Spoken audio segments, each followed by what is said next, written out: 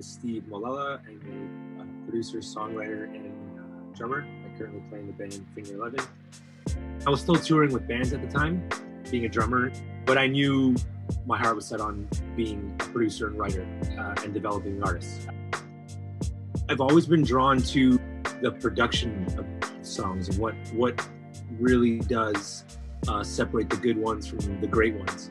Like, I guess I fell in love with the art of bringing a song to life. Rob Lanny had offered me an audition to play in Finger 11. So I said, okay, I'm not going to obviously pass that up. That's one of my childhood favorite bands. So I did the audition at Coalition, got the job, and it's been 9 years with them now. And, you know, now it's at a point where I'm co-writing the stuff and producing their songs as well. When I meet an artist, first and foremost, I want to know who they are, what they're about, what they want to say. And then we'll dive into some of their song ideas.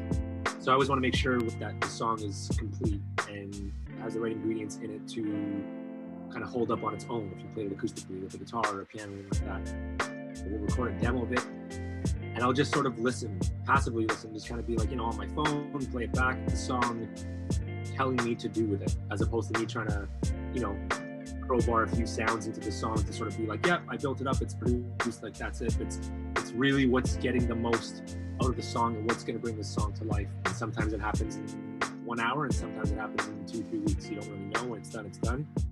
My approach is always artist first. What is going to bring this artist's song to life, and can this artist play it in 10 years from now and still hold up?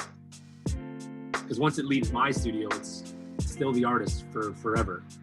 I'm on to the next project after that. I want to make sure that we've sort of done everything we can to bring that song to life properly. Patience, and I think just knowing how to adapt in almost every situation. You can't bring the same mentality from one project to the next project. Like, you can bring your approach, but every artist is different. Every song is completely different. So try to make every song different in a sense. Like, I'm not going to use the exact same sounds or the same creative ideas on one song and bring it over to the next song because that's my sound. It's like, well, it's not my project, it's theirs. I have to sort of know how to, even just with different artists, how to act in the room.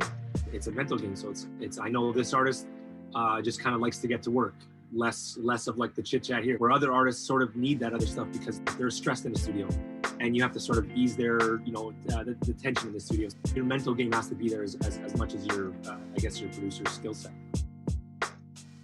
I'd say really dig deep to find out what makes you a little bit different than the next guy or girl that's doing it. Now with like all these like software programs that are pretty much writing like parts for you and coming up with so many things that anybody can call themselves a producer, because everybody has access to the exact same sounds, DAWs, whether it be Pro Tools, Ableton, anything like that. Like, everybody has access to these things.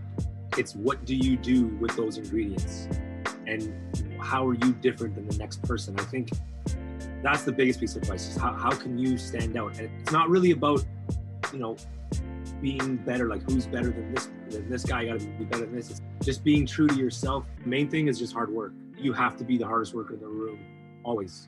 Just try and find what makes you unique amongst the, you know, the very, very big crowd.